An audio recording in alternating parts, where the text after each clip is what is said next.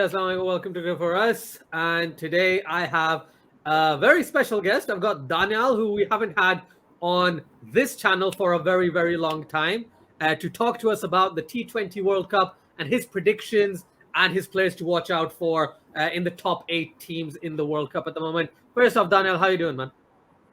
I'm good, Asad bhai. How are you doing? Great to see the channel has grown a lot since I was here last time. And you had your problems, but you're going well now. So congratulations. Thank you very much. Thank you. Yeah, it's going well. I'm very happy and just very excited about the World Cup. Right now, we've got the IPL going on, but yeah, the World Cup is going to be next level of fun. So let's talk about the 8 teams, the players to watch out for. That's what's most important out of this discussion. So let's start from the beginning. Let's start with Pakistan. So in your opinion, which player is that one player for Pakistan? That's the one you're like, okay, we have to watch out for this guy. I think there's no surprises over here. It has got to be Babar Azam. If you ask every Pakistani fan or somebody who follows the game, he would tell you that Babar Azam and Mohammad Rizwan. But if you had to pick one, it would be Babar Azam. When was the last time you saw Babar fail and Pakistan reaching a good total? Well, gladly, we haven't seen him fail for a long time, but match. And I don't think that if Babar gets out early, we have such a good middle order that we can even reach 150. So I think Babar Azam is the key for us. Not only does he score runs, he carries the whole innings and he goes till the end. And we have seen recently that he has improved his strike rate a lot as well. So definitely Babar Azam for me. No, that's great. Babar Azam is an absolute beast. Probably the best Pakistani batsman in the past few years, 100%. And on top of that, you said Mohammad Rizwan. Mohammad Rizwan has been in a killer form this entire year. But definitely Babar Azam makes sense. If we go to Afghanistan, then in that case, Afghanistan have a lot of exciting players. A lot of players who played in the PSL as well. They play in the IPL. They perform very well in these types of conditions, especially UAE. Who would you say is your player to watch out for Afghanistan? Okay, so once again, we have come to a team who relies a lot on one player. Both teams, Pakistan and Afghanistan, are struggling teams. You don't consider them to be a part of the top 2 or 3 teams. So once again, I'd say that Rashid Khan, although they have a lot of good spinners, they have Hazratullah Zazai, who's really crucial there at the top. But I think his role not only as a player, as a spinner in the team, but as a role model for all the others, due to his experience and skills, matters a lot. So if Rashid Khan doesn't get going, if he struggles, is going to struggle. Not only in the bowling department, but his presence in the field, even in the batting lineup, he gives them the confidence when they see Rashid Khan, a player who has emerged from amongst themselves, is a world beater. They get the confidence that they can do well in this World Cup as well. So Rashid Khan definitely for me would be the pick of the players. Yeah, Rashid Khan recently just scored a lot of runs for Sussex as well in the T20 Blast. He just comes down the order and smashes a lot of boundaries. He's got very strong wrists, so he helps out in that.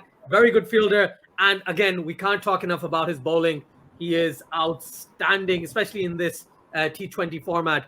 Now, if we go to Australia, again, it's a random order that I picked these teams in. So for Australia, who would you pick as your player to watch out for, considering Australia haven't had the best form going into the World Cup, but they didn't play a lot of their main players. So who would you pick? Well, we have talked about the one who's really been in form is Mitchell Marsh. Saw the series against West Indies and he almost scored in every match. Even though we have big players like Aaron Finch and David Warner, but I think that form is really important coming into these big tournaments, and especially in these conditions as well. So apart from the openers, David Warner and Aaron Finch, I think that Mitchell Marsh is going to play a very big role because he is in form, he has the confidence. So I think these 3 players, along with the spinners play a really important role for every team here, since they would be the ones that would be determining whether a team does well in the group stages and at crucial moments. But for Australia, I think I would go with Mitchell Marsh. Yeah, plus he gives you a lot with the ball as well. Yes, he's a medium pacer, but he changes his pace quite well. The IPL is going on at the moment, and day one of IPL resuming in the UAE, and the pitch is green as anything. But I think it's just largely due to the fact there's a very long tournament and then there's a World Cup. So they've just made it green just in case so that it doesn't get too dry too quickly. But yeah, definitely spinners in the UAE, a definite plus. But from what you said, I agree with you. Mitchell Marsh, West Indies, and in Bangladesh, probably the best batsman on show for Australia. If we talk about New Zealand, a team that has recently betrayed us as Pakistan fans, who would you pick as your main go-to guy, the player to watch out for New Zealand in this T20 World Cup? Firstly, I think that whatever happened in the last 2 days was really disappointing. For whatever reasons, for political reasons or for security reasons, that shouldn't have happened. I even had bought tickets for one of the matches, so I was really disappointed, and it was really bad for Pakistan cricket. But coming back to the topic, I think for me, uh, Kane Williamson again is another very important player for them. Obviously, in every format, in every tournament, he's really a batsman to watch out for. But I guess somebody from the bowling lineup, Ish Shodhi, he was once the best bowler in the world, the best spinner in the world. So, and he was very tough to pick, but then he lost his form a bit. So I think if they are to win against India or Pakistan, they need to get batsmen out quickly. And I think Ish Sodhi is one of the batsmen, is one of the bowlers that both teams have struggled to pick in the past. So if he plays well, if he gets batsmen out, especially the Indian batsmen, and Pakistan as well. If Ish Sodhi bowls one good ball to Babar Azam or to Mohammad Rizwan, it could be game over for Pakistan in those matches and India as well. So I'll go with Sodhi. But again, as we come to these good teams, it's really hard to pick one person. But again, we're going with the person who we think could make the best impact in games. So for me, it would be Sodhi. Not a bad shout at all. Isodi was one of the best bowlers around the world in T20s for quite some time. Then we went to Mujibur Rahman. Then we went to, Tabriz Shamsi now. But yes, Isodi is absolute class. Let's talk about India. You mentioned India. It's a tough one. India is one of the hardest teams to pick for me. India and England and West Indies, the three big guns, which I'm going to ask you in the next few minutes. So for India, who's that one player to watch out for, considering their entire team could be the one to watch out for in this World Cup? Yeah, definitely, I think it's really, and teams aren't going to win on the basis of one player in this tournament. So again, India is so star. They've got stars everywhere in the opening department, the middle order. But I think that the two spinners that they have picked, Akshay Patel and Ashwin, it would be really interesting to see how they perform. They haven't picked Chahal, they haven't picked Kuldeep Yadav. So the whole pressure would be on Akshay Patel and Ashwin. Let's see if they play both of them, what combination they go in with. But again, you could pick Rohit Sharma, you could pick Virat Kohli. Obviously, you can pick any one of them. You could pick any youngster who won't be on the radar of most of the teams, who could come in handy. You could pick Hardik Pandya. But again, for me, it would be Rohit Sharma, because when Rohit Sharma has a really important role to play in terms of how Virat Kohli performs. I've said that a lot of times, that if you look at how at the matches in which Kohli has performed, 70 or 80% have been the ones in which Rohit Sharma has given him a good platform from above. And when Rohit Sharma gets out, usually Kohli does not perform the way he does. So Rohit Sharma is obviously a very important player, considering the fact that he might be the Indian captain as well after the tournament. So he would have a lot of pressure on his shoulders, and he performs everywhere. So Rohit Sharma is important. I think the spin duo of India would be really important. Oh, wow. That's I can't really disagree with anything you've said. Now, on top of that, India has actually selected 5 spinners in this World Cup, but Akshar Patel and Ashwin would be great shouts for them. And Rohit Sharma, obviously. Rohit Sharma is Rohit Sharma. He's the hitman. Like, as you said, clearly pointed out, when Rohit does well, 8 times out of 10 at least, Virat Kohli does well for India as well. Now, if we go forward and talk about England. So England do not have Ben Stokes at the moment. They do not have Jofra Archer. Okay, but there's this one guy who I've been impressed with, Liam Livingston. Okay, he has been outstanding in domestic cricket for quite some time, but on the international scene now and every league that he plays in, he's had a fantastic time of it. I think he is one to watch out for. I know I'm supposed to ask you for one player, but in terms of myself, I would select him, and I've been pushing that person on everyone who comes on my channel. But in your opinion, Well, again, I think it depends on what aspect you're looking at. If you're looking at the one player who could really change the game and take the game away from the opponent, it's Livingstone. But if you are looking at that one dependable batsman or dependable bowler who would, guide the team throughout the whole tournament, that would be David Malan. If you're looking at one spinner or one bowler who could, change the game by taking a fifer, if you're looking from that aspect, that would be Adil Rashid. So again, but if I had to pick one, I guess it would be David Malan. Uh, People like Livingstone, Butler, Bairstow would not fire in every game in the UAE. We have seen how Bairstow struggles against spin. We have seen how Butler struggles. Livingstone again is performing very well, but he's not been there for a year or two or more than that, performing at the international stage. So you can't really judge him there. But I think David Malan, the number one T20 batsman in the world, he would be that one dependable batsman for England who could really, make sure that that they don't really get out cheaply. If all the others are going to come out and start hitting from the first ball, England has been playing like that for the last 6 or 7 years. So they need one batsman who's really mature and he would carry the innings. So for me, that would be David Malan. not a bad option. Yes, the number one T20I batsman. He does struggle against spin, though. We've seen against quality spin, he has had a few problems, but definitely with the backing that he has, with the performances he's given in international cricket, 100%, he's one to watch out for. Let's talk about West Indies. They have a team of match winners. They have at least 9 off the cuff that I could pick. That could be definite match winners. If you had to pick one player to watch out for, who would that be? Well, for me, I've been watching the last couple of series of West Indies, and one guy that stands out, considering all the responsibilities he's had, is Karen Pollard. The one match that West Indies batted first, they scored 90 odd runs in 8 overs. Everybody struggled, and at the end, Pollard came out and quick fire, and he had a quick fire 20 or 25, which took West Indies to a good total. And I watched 2 of the matches against Australia as well. Chris Gale, doesn't fire every match, but Pollard, he came down the order and he performed in every single match. So I think he would really be important in this tournament.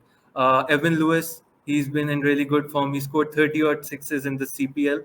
But if you had to pick one player, I think that would be KP Karen Pollard. He's been performing magnificently in the last couple of series, and he has been the Mr. Dependable for West Indies. So I think in these circumstances, in these pitches, these are not England pitches that all of the batsmen are going to perform. England is going to run away with the innings. I think these type of batsmen like Pollard, who have been very dependable and who have been in good form, they would be the ones that would be the ones to watch out for. So for me, it would be Karen Pollard. That's the captain of West Indies. He's in great touch in international cricket for sure. He hit 6 sixes earlier this year as well against Sri Lanka in West Indies. So yeah, very, very brilliant as a batsman, but also the fact that he gives you a few overs as well, and the strategy he comes up with. So a great player to choose. Let's talk about South Africa. I think that's the last team we want to touch on. South Africa have not selected a few very exciting prospects like Kyle Verreynne or Janman Malan, right? In this particular World Cup, they've got George Linda, but I think he's in the reserves. And for some reason, Timba Bavuma is their captain. Now, if you had to pick one player from South Africa, who would that one player to be that you were kind of like, yes, he's the one who can potentially lead South Africa into winning a potential trophy? Maybe a player to watch out for. I don't think they would win the World Cup, but again, for me, obviously Tabraiz Shamsi has been performing really well. He's been really consistent. But again, I am just talking about in a different aspect. Shamsi is going to perform. He's going to take wickets, but the other teams are going to play him out. They won't let him get more than 2 wickets. He won't go for runs, but it has to be somebody else who would have to play a major role. And for me, it would be De Kock. South Africa doesn't have such a good batting lineup. So if De Kock does get off to a quick fire start, he gives them a quick fire 40 or 45 50. I think South Africa, considering the bowling lineup, do have a good chance. For me, it would be De Kock. He's due some big runs and he has the potential. So Shamsi is the best player, definitely. But the one to look out for and the one who could change the game for me would be De Kock. Speaking of Quinton de Kock, just very quickly, against Sri Lanka, they won 3-0, and Quinton de Kock was the highest scorer in that series. So I completely agree that he is that one big force at the top of the order. And Aiden Markram as well. He's been great in the limited overs format, and no one thought he was going to be that type of player. So a few really exciting prospects, Aiden Markram being one of them, and Roston Chase for West Indies, having had a fantastic CPL this season. So a lot of players to look out for, but I'm glad you've picked some out of the ordinary and some very, very important picks, especially captains that you selected. I definitely would have to agree with most of your choices there, Daniyal. Let me ask Because one. there's so many star players, and for me there are certain players who are who will definitely perform 100%. Adil Rashid is going to perform, Tabraiz Shamsi is going to perform, but I don't think that the other teams don't know that. They would know that, and they won't let them get away with it. So for me, players like De Kock and Pollard and Malan, these are the players who have to carry their teams to victory. So yeah, that's the basis on what I've chosen my players on. No, that's good. I'm glad you kind of explained that. But like I said, I understand. I like your picks. Don't worry, Daniel. I like your picks. There's one question before we end. If you had to pick the top four teams, the teams you think that will get to the semifinals, I know you don't like doing predictions and guessing which team's going to go through. But if you had to pick, if you were forced to pick four teams you think that will get to the semifinals, who would those four teams be? Well, I guess it would be England and West Indies from one group, and India. And if Pakistan could just get their act together, it would definitely be Pakistan. If they could just, hold on to their nerves, because usually when we go into these big tournaments, Afghanistan gives us a tough time, Ireland gives us a tough time, New Zealand is already a very good team, and we have lost a lot of matches, for three against the West Indies, which were washed out due to the rain. These five matches against New Zealand, five matches against New Zealand, and the England team. So we are not going to be a team who's been preparing well and who knows their first 11 till the early on. We are going we At the day of the match we would still be guessing who would our 11 players be. So if Pakistan could just get the act together and play on their potential, it would be India and Pakistan from this group. So West Indies, England, India, and Pakistan. Awesome choices. I think a lot of people have gone in with those choices as well. So yeah, brilliant picks, Daniel. Thank you very much for joining. Really appreciate it, man. It's been a while since you came on. So yeah, very, very happy about that. For everyone watching, please like, share, and subscribe if you haven't done so already. Thank you, Daniel. Yeah, like always, love getting your insights about how to analyze a few teams. And great picks, as I said. Until next time, everyone, take care.